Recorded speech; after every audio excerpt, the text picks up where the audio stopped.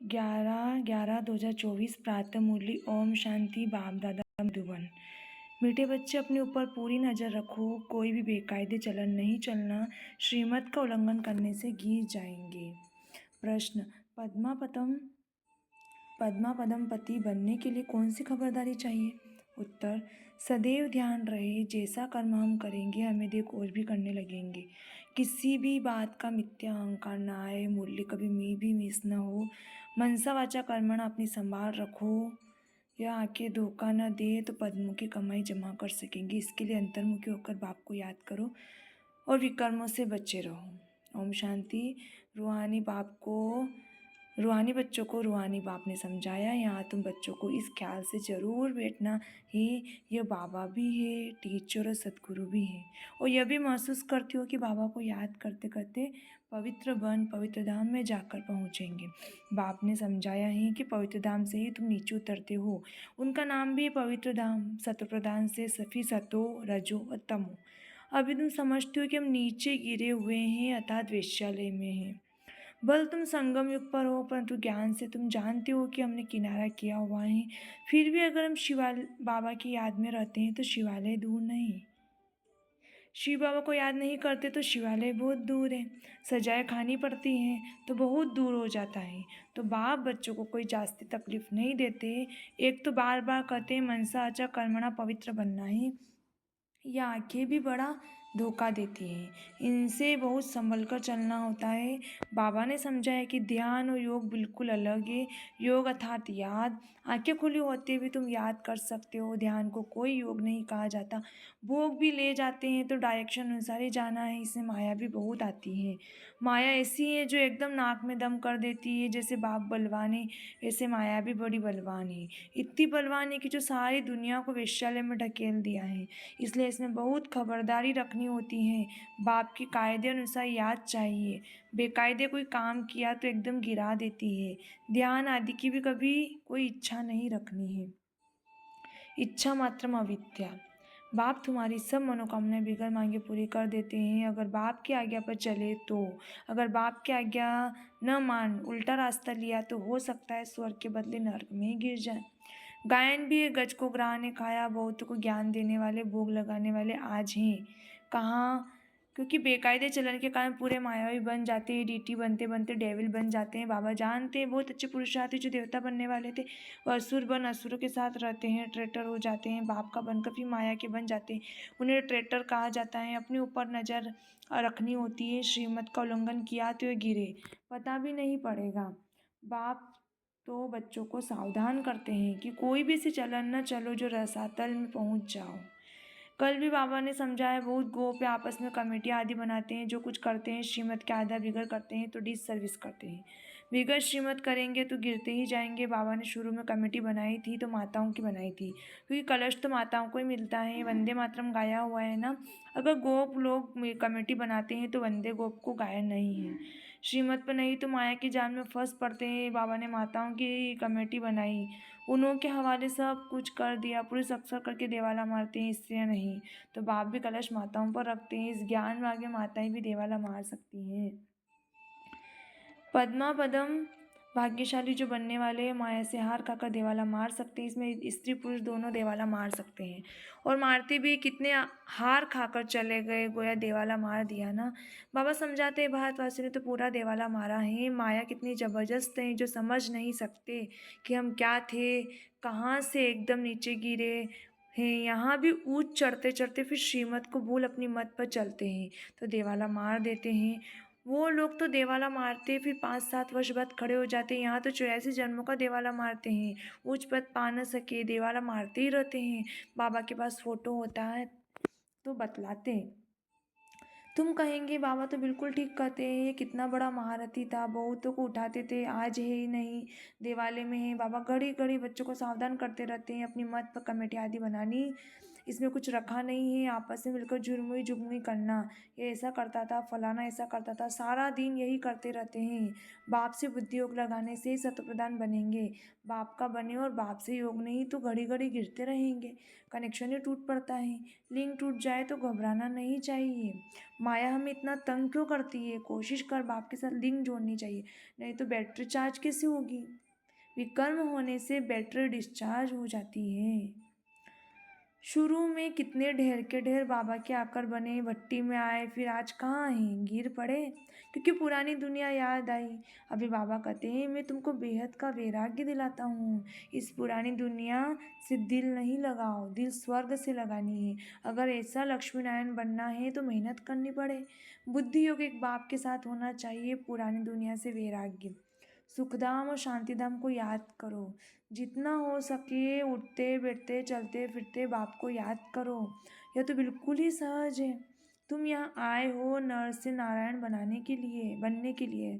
सबको कहना है कि अब तमो प्रधान से सतो प्रधान बनना है, क्योंकि रिटर्न जर्नी है। वर्ल्ड की हिस्ट्री ज्योग्राफी रिपीट माना, स्वनर्क से स्वर्ग, फिर स्वर्ग से नर्क, यह चक्र फिरता ही रहता है। बाबा ने कहा है यहाँ स्वदर्शन चक्रधारी होकर बैठो। इसी याद में रहो कि हमने कितनी बार चक्र लगाया है। अभी फिर से हम देवता बन रहे हैं। दुनिया में कोई भी इस राज को नहीं समझते हैं। यह ज्ञान देवताओं को है नहीं, वह तो है पवित्र। उनमें ज्ञान ही नहीं। जो शंख बजावे वह पवित्र हैं, उनको निशानी देने की दरकार नहीं। निशानी तब होती है जब दोनों इकट्ठे होते हैं। तुमको भी निशानी नहीं है, क्योंकि तुम आज देवता बनते बनते कल असुर बन जाते हो। बाबा देवता बनाते, माया असुर बना देती। बाबा जब समझाते हैं तब पता पड़ता है कि सचमुच हमारी अवस्था गिरी हुई है। कितने बेचारे शिव बाबा के खजाने में जमा कराते, फिर मांग कर असुर बन जाते हैं। इसमें योग की सारी कमी है। योग से ही पवित्र बनना है। बुलाते भी हैं, हो बाबा आओ, हमें पति से पावन बनाओ, जब स्वर्ग में जा सके। याद की यात्रा है ही पावन बन ऊंच पद पाने के लिए। जो मर जाते हैं फिर भी जो कुछ सुना है तो शिवालय में आएंगे जरूर। पद भल कैसा भी पाए, एक बार याद किया तो स्वर्ग में आएंगे जरूर। बाकी ऊंच पद पा न सके, स्वर्ग का नाम सुनकर खुश होना चाहिए। फेल हो पाई पैसे का पद पा लिया, इसमें खुश नहीं हो जाना है।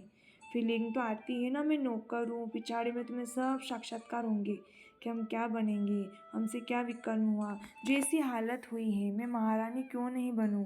कदम कदम पर खबरदारी से चलने से तुम पद्मा पदम पति बन सकते हो। मंदिरों में देवताओं को पद्म की निशानी दिखाते हैं। दर्जे में फर्क तो हो जाता है। आज के राजा का कितना दबदबा रहता है तो अल्पकाल का। सदा काल के राजा तो बन न सके। तो अभी बाबा कहते हैं तुम्हें लक्ष्मी नारायण बनना है तो पुरुषार्थ भी ऐसा चाहिए। कितना मोरों का कल्याण करते हैं, अंतर्मुख हो, कितना समय बाबा की याद में रहते हैं। अभी हम जा रहे हैं अपने स्वीट होम में, फिर आएंगे सुखधाम में। ये सब ज्ञान का मंथन अंदर में चलता रहे।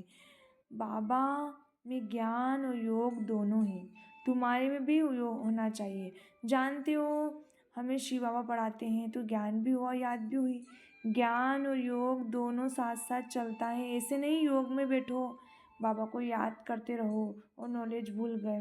बाबा योग सिखलाते हैं तो नॉलेज भूल जाते हैं क्या? सारी नॉलेज उनमें रहती है।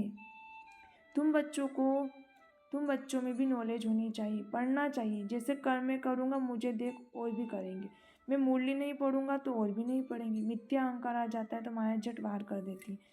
कदम कदम पर बाप से श्रीमत लेते रहना है, नहीं तो कुछ न कुछ विकर्म बन जाते हैं। बहुत बच्चे भूल करते, बाप को नहीं बताते तो अपना सत्यानाश कर देते। कपट होने से माया थप्पड़ लगा देती है, वर्थ नोट पेनी बना देती है। अहंकार में आने से माया बहुत विकर्म कराती है। बाबा ने ऐसे थोड़े ही कहा कि ऐसे ऐसी पुरुषों की कमेटियाँ बनाओ। कमेटी में एक दो समझू सयानी बच्चे जरूर होनी चाहिए, जिनकी ही राय पर काम करो। कलश तो लक्ष्मी पर रखा जाता है ना। गायन भी है, अमृत पिलाते थे फिर कहाँ यज्ञ में विघ्न डालते थे। अनेक प्रकार की विघ्न डालने वाले हैं। सारे दिन यही झुरमुई झुगमुई की बातें करते रहते हैं, बहुत खराब है। कोई भी बात हो तो बाप को रिपोर्ट करनी चाहिए। सुधारने वाला तो एक ही बाप है, तुम अपने हाथ में लो नहीं उठाओ। तुम बाप की याद में रहो, सभी को बाप का परिचय देते रहो, तब ऐसा बन सकेंगे। माया बहुत कड़ी है, किसको नहीं छोड़ती। सदैव बाप को समाचार लिखना चाहिए, डायरेक्शन लेते रहना चाहिए। यूँ तो डायरेक्शन सदैव मिलते रहते हैं, ऐसे तो बच्चे समझते हैं। बाबा ने तो आप ही इस बात को समझा दिया है। बाबा तो अंतर्यामी है। बाबा कहते नहीं है मैं तो नॉलेज पढ़ाता हूँ, इसमें अंतर्यामी की बात ही नहीं। हाँ, ये जानता हूँ कि ये सब मेरे बच्चे हैं, हर एक शरीर के अंदर मेरे बच्चे हैं। बाकी ऐसे नहीं कि बाप सभी के अंदर विराजमान है। मनुष्य तो उल्टा ही समझ लेते हैं। बाबा कहते हैं मैं जानता हूँ सभी तख्त पर आत्मा विराजमान है। यह तो कितनी सहज बात है। सभी चैतन्य आत्मा अपने तख्त पर बैठी हैं, फिर भी परमात्मा को सर्वव्यापी कह देते हैं। यह एकच भूल, इस कारण ही भारत कितना गिरा हुआ है। बाबा कहते हैं तुमने मेरी बहुत ग्लानि की, विश्व के मालिक बनाने वाले को तुमने गाली दी है। इसलिए बाबा कहते हैं यदा यदा ही धर्मस्य ग्लानिर्भरति भारत। बाहर वाले सर्वव्यापी का ज्ञान भारतवासियों को सीखते हैं, भारतवासी सीखते हैं। जैसे भारतवासी उनसे हुनर सीखते हैं, वह फिर उल्टा सीखते हैं। तुम्हें तो एक बाप को याद करना है और बाप का परिचय भी सबको देना है। तुम वो अंधों की लाठी लाठी से राह बतलाते हैं ना। अच्छा, मीठे मीठे सिकलते बच्चों प्रति माता पिता बाप दादा का याद प्यार गुड मॉर्निंग। रूहानी बाप की रूहानी बच्चों को नमस्ते। हम रूहानी बच्चों की रूहानी माता पिता बाप दादा को याद प्यार गुड मॉर्निंग। नमस्ते नमस्ते नमस्ते। शुक्रिया बाबा, शुक्रिया। धारणा के लिए मुख्य सार। बाप की आज्ञा अनुसार हर कार्य करना है, कभी भी श्रीमत का उल्लंघन न हो, तभी सर्व मनोकामना बिना मांगे पूरी होगी। ध्यान दीदार की इच्छा नहीं रखनी है, इच्छा मात्र अविद्या बनना है। आपस में मिलकर झुरमुई झुगमुई एक दूसरे का परचिंतन नहीं करना है। अंतर्मुख को अपनी जांच करनी है। हम बाबा की याद में कितना समय रहते हैं, ज्ञान का मंथन अंदर चलता है। वरदान, हर आत्मा के संबंध संपर्क में आते सबको दान देने वाले महादानी वरदानी भव। वरदान, हर आत्मा के संबंध संपर्क में आते सबको दान देने वाले महादानी वरदानी भव। सारे दिन में जो भी संबंध संपर्क में आए उसे कोई ना कोई शक्ति का, ज्ञान का, गुण का दान दो। आपके पास ज्ञान का भी खजाना है तो शक्तियों गुणों का भी खजाना है, तो कोई भी दिन बिना दान दिए खाली ना जाए, तब कहेंगे महादानी। दूसरा, दान शब्द का रूहानी अर्थ है सहयोग। तो अपनी श्रेष्ठ स्थिति से वायुमंडल द्वारा, अपनी वृत्ति के वाइब्रेशन द्वारा हर आत्मा को सहयोग दो, तब कहेंगे वरदानी। स्लोगन, जो बाप दादा परिवार के समीप हैं उनके चेहरे पर संतुष्टता, रूहानियत, प्रसन्नता की मुस्कुराहट रहती है। जो बाप दादा परिवार के समीप हैं उनके चेहरे पर संतुष्टता, रूहानियत, प्रसन्नता की मुस्कुराहट रहती है।